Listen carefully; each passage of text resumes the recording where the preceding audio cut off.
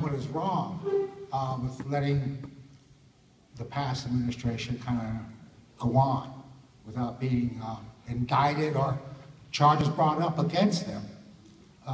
My thing is that what are we showing our young people? That it's okay to go ahead and take them to trial and nothing happens to them.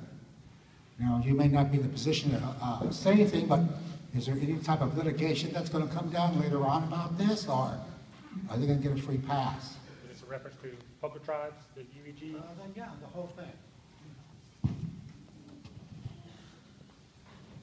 Well, during our campaign, we were also, asked those questions, and we had our own mindset about what we were trying to do also, but it kind of goes, the answer is yes. I think one of our assistant general managers went to training, and they asked the NIGC about poker tribes and that whole situation. NIGC is actually investigating this, and they're also going to get in contact with the FBI to pursue it as well. So it's under investigation as well. But you got to look at this in some sort of way to say that in order to put teeth to this with the casinos and their spending and signing any kind of contract, because as we pointed out, the land across the street from the casino, we were renting that for $500 a month. But after Tom Fox came in, bought the land, buildings, then the contract wasn't signed by the governor, wasn't signed by the CEO of the casinos. It was signed by the general manager here at the casino. That was Samuel Ray Barnett. Signed a contract with Tom Fox, which was, in essence, what he talked about, $25,000 a month just to rent that land. And then he wanted, I think, 1% of net wins from the casino. So in average, it was about $60,000 a month when we were paying for that land.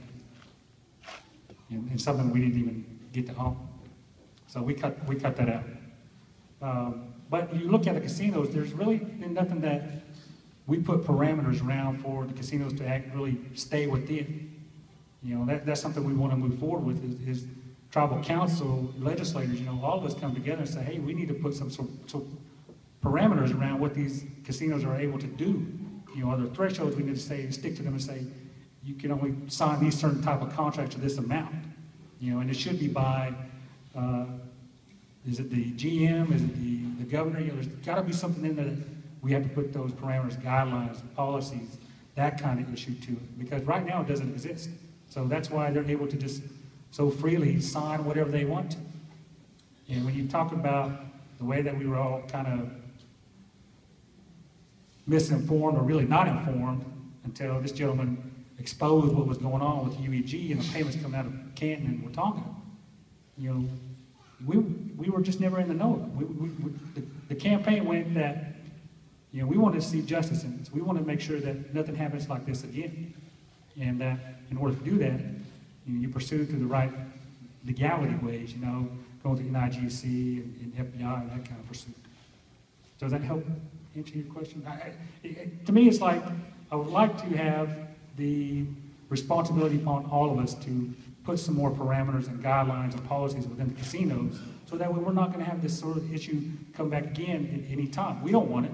We're looking at trying to cut all the fat and stop all the bleeding that's been going on at the casinos. So that's why that's our stance on it.